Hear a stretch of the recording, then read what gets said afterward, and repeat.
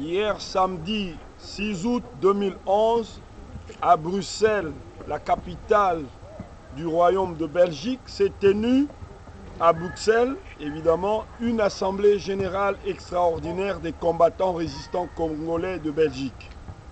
Le quorum des membres présents à la rencontre ayant été atteint, la réunion s'est déroulée dans les meilleures conditions. Il en est ressorti de cette rencontre ce qui suit. Les combattants résistants congolais de Belgique réaffirment leur solidarité avec tous les autres combattants congolais de partout au monde. Les combattants résistants congolais d'Afrique du Sud, de la Corée du Sud, du Canada, de l'Angleterre, des États-Unis, de France, d'Allemagne, de la Suisse, Suède et la Hollande, etc. Nous, les combattants résistants congolais de Belgique, réitérons notre unicité de cœur et d'esprit avec tous nos compatriotes combattants résistants installés et basés en Angleterre, en France, en Hollande, en Allemagne, en Suède, etc., etc. Et disons que nous sommes de cœur avec eux dans toutes les actions à mener aujourd'hui, demain et jusqu'à la libération effective et totale de notre cher et beau pays, le Congo-Zaïre. Les combattants résistants congolais de Belgique sont en train d'analyser les propositions qui leur ont été faites quant à leur inclusion dans une organisation globalisante dénommée RCK. Mais les combattants résistants congolais de Belgique se disent tout d'abord préoccupés par la conception des stratégies et des actions à mettre sur pied pour affaiblir le système Hippolyte Kanambe alias Joseph Kabila et la libération effective de notre pays. Pour ce qui est de la sortie officielle programmée en France le 27 août 2011, les combattants résistants congolais de Belgique se disent qu'il n'est pas en ce moment encore l'heure de procéder à une quelconque sortie officielle de l'organisation globalisante RCK. Car il faut tout d'abord renforcer l'union de tous les combattants au sein des États respectifs. Dit-on en Belgique, l'union fait la force. Cette même recommandation ou ce souhait s'adresse aussi à tous les combattants résistants congolais de partout. Nous incluons à cet effet les combattants résistants congolais basés en Afrique du Sud, au Canada, en Corée du Sud et j'en passe. Les combattants résistants congolais de Belgique réaffirment l'idée qui est la leur et qui est partagée par tous les autres combattants résistants congolais, celle de l'unité.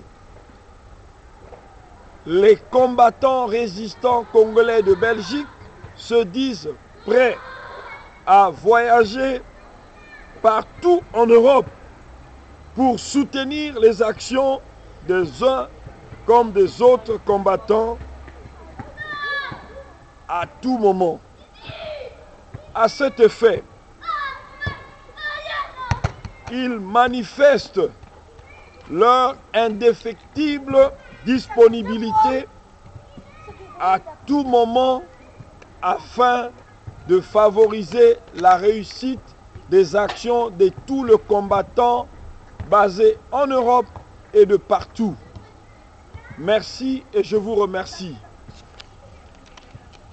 Quant à la pétition du mouvement indépendant pour la reconnaissance du génocide congolais, dont je suis le président, le MIRGEC, en collaboration avec le Congo Lobbying, nous avons lancé l'initiative de faire signer des pétitions par tous les Congolais et tous les amis qui aiment sincèrement notre pays.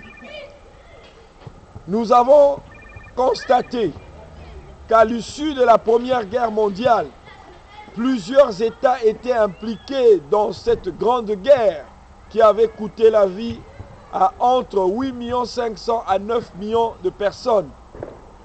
Mais nous avons constaté aussi que au Congo, simplement pour un seul pays, différents rapports et différentes recherches viennent d'attester de manière concordante que le Congo vient de perdre depuis le début de la guerre en 1996 jusqu'à ce jour plus de 8 millions, plus ou moins 8 millions de personnes. C'est ainsi que devant ce cataclysme humanitaire, nous avons décidé de faire signer cette pétition que nous soumettons à l'attention de toutes les personnes qui sont conscients du fait que le génocide est un fléau grave et que le génocide est un crime imprescriptible. Voilà pourquoi nous avons demandé et nous demandons encore à toutes les personnes éprises de justice, sachant que le génocide constitue un crime odieux, nous demandons à toutes les personnes de bien vouloir signer ou faire signer cette pétition afin qu'après avoir récolté 10 000 signatures, nous nous rendions avec ces documents à la Cour pénale internationale et que nous puissions aussi l'expédier à l'Organisation des Nations Unies pour qu'une résolution officielle soit prise, laquelle résolution reconnaîtra officiellement